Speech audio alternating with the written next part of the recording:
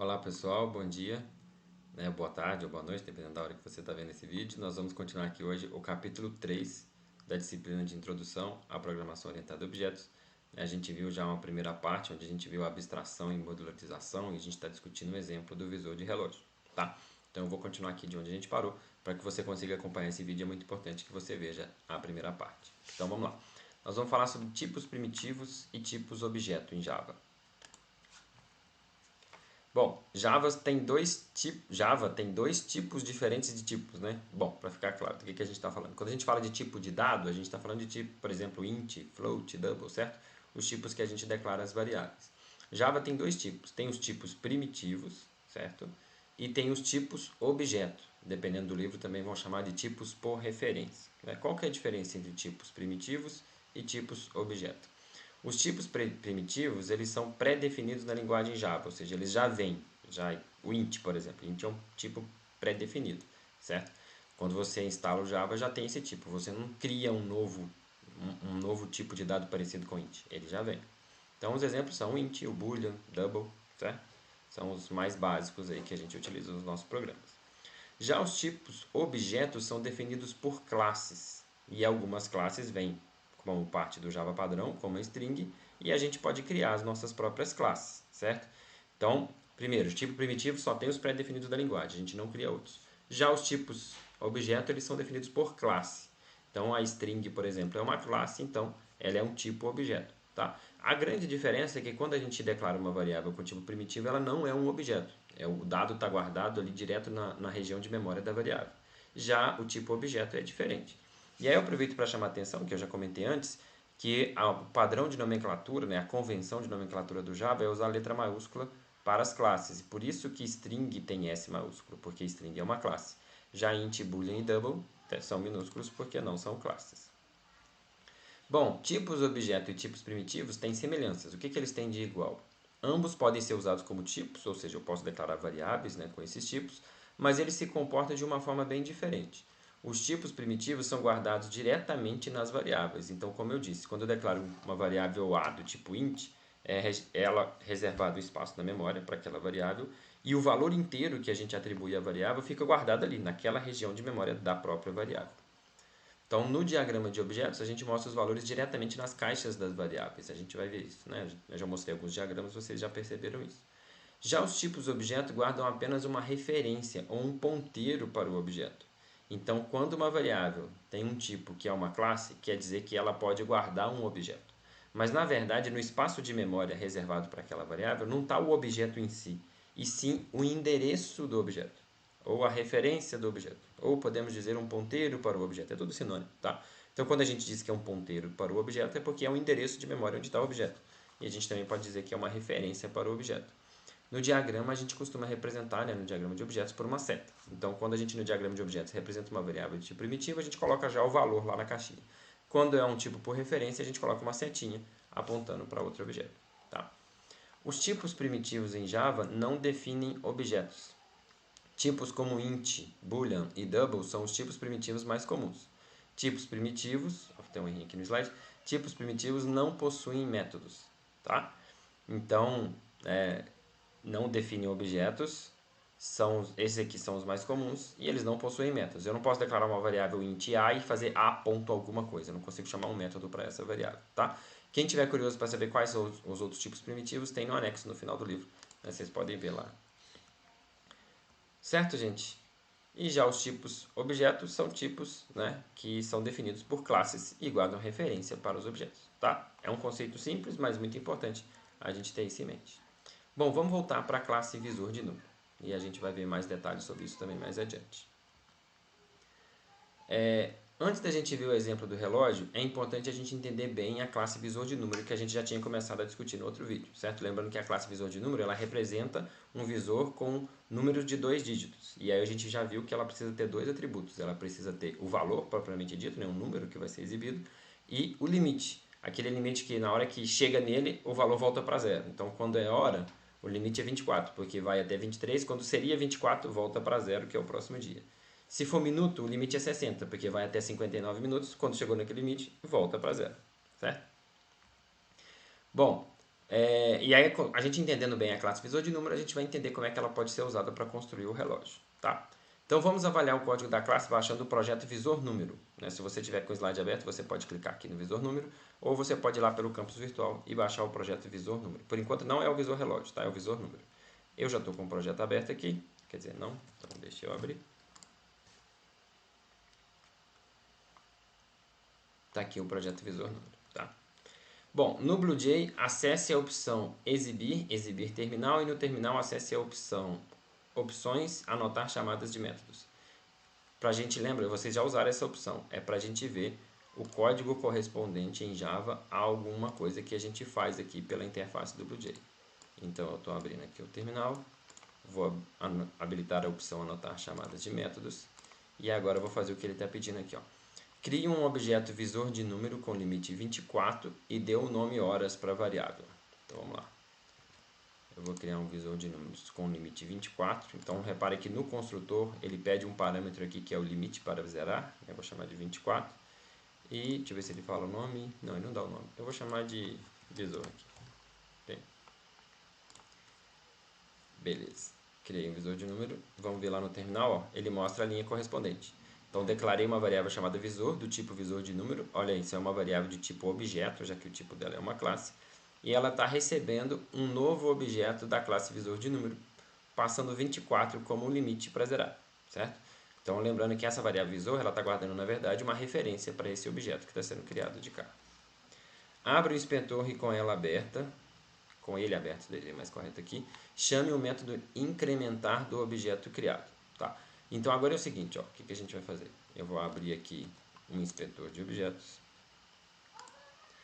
e com ele aberto eu vou chamar o método incrementar. Repare que o inspetor mostra os dois atributos da classe, que é o limite, que é 24, que eu escolhi lá na hora de criar o objeto, e o valor, que por enquanto está 0. Vou chamar o método incrementar.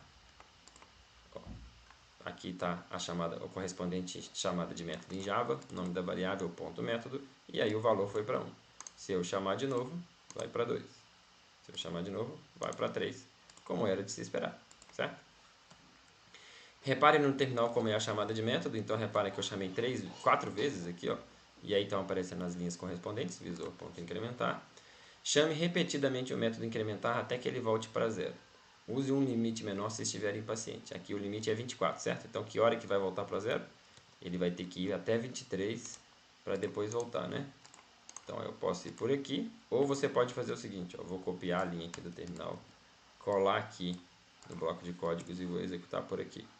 Aí eu posso usar a setinha para cima e aí fazer isso mais rápido do que ficar clicando, tá? Repara que é a mesma coisa. Ó, tô no 23. Na hora que eu chamar incrementar de novo, o que vai acontecer? Eu tenho que voltar para 0. Voltou para 0, como era de se esperar, certo? Dúvidas? Né? Repete o processo aí na sua máquina se precisar. Bom, crie um outro objeto visor de número com limite 60 e dê o nome minutos. Ah, aqui eu fiz uma coisa errada, que ele pediu o nome horas, ó. Eu voltei aqui no slide para ver e não reparei isso. Então, peraí. Eu vou remover esse objeto. Eu vou criar um visor chamado horas com limite 24. E vou criar um outro visor chamado minutos com limite 60. Repare que a gente está simulando o que deve ser o relógio, certo? O relógio vai ter dois visores, um visor para horas, um visor para minutos, né? Então a gente está simulando isso, fazendo aqui diretamente pelo BlueJ. Chame o método incrementar e repare como é a chamada no terminal. Então vamos ver aqui, ó. Eu agora vou chamar o método incrementar para esse objeto minutos, né? Aqui, ó, está mostrando como que foram criados os objetos, né? Que eu criei de novo aqui, porque agora é para chamar horas e eu criei o minutos. E agora eu vou chamar o incrementar. Repara que a chamada é igualzinha, o que muda é o nome da variável, certo? Eu estava chamando incrementar para aquele objeto visor que eu tinha criado antes, agora eu estou chamando incrementar para esse objeto minutos. A chamada é igual, só muda o nome da variável. Se eu for aqui no inspetor, eu vou ver que o valor do atributo valor está 1. Se eu chamar o incrementar de novo, peraí, deixa eu puxar aqui. Se eu chamar o incrementar de novo, vai para 2, vai para 3, por aí vai. Repare que você está fazendo o papel do relógio, já que tem um visor de horas e um visor de minutos, certo? Então, repare que se eu fizer o seguinte, ó, se eu vier aqui, né, e chamar o obter valor visor, da hora, eu obtenho hora 00, e se eu chamar obter valor visor do minuto, eu vou ter o minuto 03. Então eu já estou simulando um relógio. Um relógio está marcando 0 horas e 3 minutos. Se eu incrementar aqui um minuto, ó, e chamar de novo, ele vai para 0 horas e 4 minutos. Ok? Meio que eu já estou montando a ideia do relógio aqui. Tá? Agora repare o seguinte, ó, o que você deveria fazer a cada chamada do método incrementar para o objeto minutos para saber se é hora de incrementar o objeto horas, tá? Porque repara que a gente está chamando aqui na mão, certo? Deixa eu deixar com o inspetor aberto, que é mais fácil. Aqui, ó. Esse é o das horas e esse é o dos minutos. Ó, se eu chamar o incrementar aqui do minuto, ele vai mudando lá para 4, 5, 6, certo? Para o funcionamento de um relógio, né, seria estranho eu vir aqui já agora ter que chamar assim, não vai, dizendo melhor, não vai fazer sentido eu chamar o visor de horas na hora que, ou incrementar das horas na hora que eu quiser, certo? Que horas que o incrementar das horas teria que ser chamado? Pensa aí, esse é para você, não vou responder aqui. Então, estou incrementando os minutos, estou incrementando. Vai chegar uma hora que eu preciso incrementar as horas, certo? Quando isso acontece? Pensou aí? Bom, agora é com você, ó. Usando o bloco de códigos do BlueJay, então o bloco de códigos é por aqui, ó. Crie um objeto visor de número chamado VN com limite 6 e experimente todos os seus métodos, tá? Então aqui, ó, todos esses métodos pelo bloco de códigos: o definir valor, o incrementar, o obter valor e o obter valor visor. Como eu já disse algumas vezes, gente, é muito importante vocês realmente fazerem esses exercícios. Parece simples, parece bobo, né, para alguns, né? Se você acha que não é tão simples e quer fazer, ótimo, gente, não tem problema nenhum também. Mas assim, tem gente que às vezes fica com preguiça. Ah, esse aqui eu já entendi. É muito importante porque isso vai ajudar você a entender o código, entender como é que é a dinâmica do objeto e vai ficar mais claro os conceitos que a gente vai ver para frente. Então pausa o vídeo aí agora e faz, depois volta. Bom, agora que você já fez, experimente digitar esse código aí no bloco de códigos, ó. Visor, você pode, uma dica aqui sobre os slides. Quando você passa o mouse no bloquinho de código aqui, ó, aqui na frente tem dois botões. Esse botão maximiza a janela para mostrar o código inteiro, então isso vai ser útil quando a gente tiver um código grande, tá? E eu tenho esse outro botão aqui que copia para a área de transferência, como se fosse um Ctrl C. Então eu posso clicar aqui e dar um Ctrl V lá no BlueJay, tá? Então você vai, que eu dar um Ctrl V aqui. Você vai fazer os dois exercícios, tá? Pausa o vídeo, né? Faz primeiro, não vê a minha resposta, né? Depois que você terminar de fazer, aí você continua o vídeo e eu vou comentar sobre isso daqui. E aí, fez? Não, se não fez, volta lá para fazer. Fez? Então vamos lá. Ó, o primeiro pede para digitar essa linha de código e pergunta o que a mensagem de erro indica. Então vamos ver, ó. Foi essa linha de código. Apertei Enter. Ó, a mensagem de erro é: método não estático obter valor não pode ser referenciado a partir de um contexto estático. São conceitos que a gente ainda não viu, certo? Mas o que você acha que está de errado aqui nessa chamada? O que está errado é que a gente está usando o nome da classe para poder chamar o método, mas a gente viu que não é assim que a gente chama método, certo? A gente usa métodos normais, pelo menos. A gente usa o nome do objeto, né, o nome da variável, ponto método. Então o erro aqui é que a gente está usando o nome da classe. Mais para frente a gente vai ver o que é um método estático, né, o que é um contexto estático, que tem a ver com a mensagem de erro que está aparecendo aqui. Agora ele pede para a gente experimentar essa outra linha aqui, ó, vn.definirValor int5. E pergunta se a mensagem de erro nesse caso ajuda a identificar o problema, tá? Então eu vou copiar. No meu caso aqui, como eu não tinha criado ainda uma variável vn, eu vou ter que criar. Então vou declarar uma variável vn, o visor de número com limite 6, né, que tinha sido pedido naquele exercício. E aí vou colar código lá, vn.definirValor int5. E aí, o que vocês acharam dessa mensagem? Ela não ajuda em nada, certo? Essa mensagem é completamente inútil. Mas por que o exercício pede isso? Porque esse aqui é um erro comum, né, de quem está começando. E aí pode ser que aconteça com você. Você conseguiu descobrir o que tem de errado aqui? Repara que o que está errado é que a gente não declara o tipo da variável na hora que a gente está chamando o método, né? Então a gente não faz sentido a gente chamar vn.definirValor e escrever a palavra int. Porque aqui é a hora que a gente está chamando o método definir valor. Então nessa hora a gente simplesmente passa o valor. A gente usa o tipo quando a gente está declarando o método, quando a gente está escrevendo public, void, definir valor lá dentro da classe visor de número, mas aqui não, tá? Então o erro aqui não ajuda muito, mas o problema é que não deveria ter esse int. Então se eu tirar o int aqui, ó, aí funciona, ok? Beleza, então vamos continuar. Bom, vamos ter o método definir valor. O método definir valor que está dentro da classe... deixa eu ir para o BlueJ aqui. Está dentro da classe visor de número. A gente não entrou nela em detalhes ainda, né? Mas a classe visor de número ela tem um comentário que ela faz. Ela tem os atributos limite e valor. Aí ela tem um construtor e tem métodos de consulta e métodos modificadores. São poucos métodos aqui. Então eu vou comentar sobre um dos métodos, que é o método definir valor. Ele tem essa implementação, tá? Repara que ele utiliza uma expressão booleana. Então o método definir valor recebe um novo valor a ser guardado no atributo valor, mas esse valor só é guardado no atributo valor se essa expressão booleana aqui for verdadeira, tá? A gente já aprendeu na disciplina anterior de programação que uma expressão booleana é uma coisa, né, um cálculo que no final das contas pode retornar verdadeiro ou falso, e ele está dentro do if, então se essa condição aqui for verdadeira, vai entrar no if, se não, não vai entrar no if. Então aqui está verificando que o novo valor tem que ser maior ou igual a zero, end, então o ezinho aqui ó, é o end do Java. Então o novo valor tem que ser maior ou igual a zero e menor do que o limite. Então, por exemplo, se o limite é 60, tem que ser maior ou igual a zero e menor do que 60. Então, ou seja, tem que ser de 0 a 59. Aí sim ele aceita o valor. Se eu passar um novo valor aqui, 70, ou um número negativo, não vai entrar no if e não vai atualizar o valor. Vai ficar o valor que já tinha antes. Aproveitando essa expressão, quais são os operadores lógicos do Java? Eu tenho o end, né, o e lógico, que é o ezinho comercial. Eu tenho o barra barra, que é o ou or, lá no C++, o ou lógico. E eu tenho exclamação, que é o not, né, a negação. Tá? Então, esse é o conceito básico lá de introdução aos algoritmos. Se você tiver dúvidas, você pode consultar mais detalhes lá no livro da disciplina nossa aqui também. Bom, agora é com você. Exercícios para você fazer. Né? Pausa o vídeo aí, faz os exercícios, é muito importante. Esses aqui eu não vou comentar, né, aqui no vídeo, tá? É para você fazer. Né? Se você tiver qualquer... Mas faça mesmo, gente. Esses detalhes são importantes, tá? Qualquer dúvida que você tiver, você pode me procurar depois. Beleza. Feito o exercício, tem mais alguns aqui, ó. Estude a implementação dos métodos obter valor visor e incrementar. Então, aqui, ó, obter valor visor. Tá aqui, certo? E o método incrementar. Tá aqui. Ok?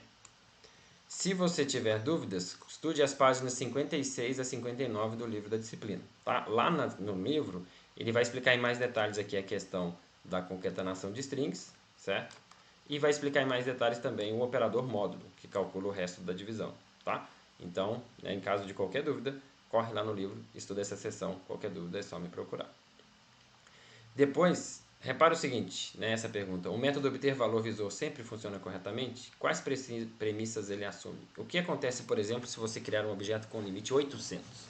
Então, experimenta aí criar um objeto com limite 800 e que chame o incrementar dele e veja o que acontece, certo? Quando perguntei quais premissas que ele assume, quer dizer que a classe assume que quem vai usar o objeto vai usar dentro de uma determinada, né, lógica, uma determinada especificação. Então, pense um pouco sobre isso daí. Depois você volta aqui para continuar. Beleza. Agora nós vamos falar sobre a classe visor de relógio. Então, repara que a gente viu a classe visor de número. Esse projeto que a gente estava aberto aqui só tem a classe visor de número. E a gente já viu que se a gente criar um visor de número para horas, com limite 24, e outro visor de número para minutos, com limite 60, juntando os dois, a gente monta um relógio. Basicamente é isso que a classe visor de relógio vai fazer. A gente vai ver aqui agora. Então, agora que a gente já entendeu como criar uma classe que define o visor de números de 2 dígitos, vamos estudar o projeto Visor Relógio. Então, se você tiver com os slides, clica aqui. Se você tiver no campus virtual, clica lá no campus virtual para baixar o projeto. Eu vou abrir ele aqui. Repara que o projeto Visor Relógio, ele tem a mesma classe Visor de número que a gente viu no projeto anterior e tem a nova classe Visor de Relógio. Essa classe visor de relógio, ela cria dois objetos visores de números para construir o visor completo do relógio, né? Seguindo aquela ideia que eu acabei de comentar. Né? Já que a gente pode ter dois visores de número, um para as horas, outro para os minutos, então a classe visor de relógio é exatamente isso que ela vai fazer. Então vamos fazer o seguinte, ó, vamos criar um objeto visor de relógio selecionando esse construtor. Você vai ver que tem dois construtores, duas opções para criar um objeto visor de relógio. Depois chame o método obter hora para descobrir a hora inicial que o relógio foi criado. Você consegue imaginar por que ele começa nesse horário específico? Depois os próximos exercícios. Abra o inspetor para esse objeto. Com o inspetor aberto, chame os métodos do objeto observando o atributo string visor no inspetor. No BlueJay, abra o arquivo readme.md para entender melhor o funcionamento do projeto. Por fim, quantas vezes você precisa chamar o método tic-tac no objeto visor de relógio para fazer sua hora chegar a 1 hora? De que outra forma você poderia fazer o relógio mostrar esse mesmo horário? Tá? Então, muito importante, gente, fazer esses exercícios, tá? Então, aqui, ó, só algumas observações. Para criar o visor, eu tenho duas opções. Ele está te pedindo para você criar com essa opção de baixo aqui, ó, que não recebe nenhum parâmetro, certo? E o readme.md é essa caixinha aqui, ó. Clica duas vezes nessa caixinha. Essa caixinha tem uma documentação do projeto e ele vai te explicar aqui como é que o visor do relógio funciona, tá? Faça exercício, é muito importante para você entender a dinâmica, o funcionamento, né, para ficar claro os objetivos, né, os conceitos que a gente vai ver mais adiante aqui, tá? Então pausa o vídeo aí e é a sua vez. Beleza, agora que você já fez o exercício, vamos estudar a classe visor de relógio. Né? Vamos abrir a classe e avaliar todo o código. Então vamos lá. Ó, tem a documentação da classe, então a classe visor de relógio implementa um visor, que está errado, de relógio digital. O relógio mostra horas e minutos. O relógio marca de 0 hora, que é meia-noite, até 23h59, que é 1 minuto para meia-noite do próximo dia. O visor do relógio recebe tic-tacs através do método tic-tac a cada minuto e reage incrementando o valor do visor. Isso é feito como em um relógio. Como é em um relógio. A hora incrementa quando os minutos voltam para zero. Então, a classe visor de relógio ela tem dois atributos, horas e minutos, e repare que são atributos do tipo visor de número. A gente viu já que classes definem tipos. Então, eu tenho o atributo horas, que é um visor de número, eu tenho o atributo minutos, que também é um visor de números. Então, são atributos que apontam para objetos dessa classe. E eu tenho uma string chamada string visor que simula o visor real do objeto, né? Como se fosse o visor lá físico que a gente veria do objeto. Aí eu tenho o construtor visor de relógio, que não recebe parâmetros. Eu tenho outro construtor que recebe parâmetros. Eu tenho o método tic-tac. Eu tenho o método definir hora. Eu tenho o método obter hora. E eu tenho o método atualizar visor. Tá?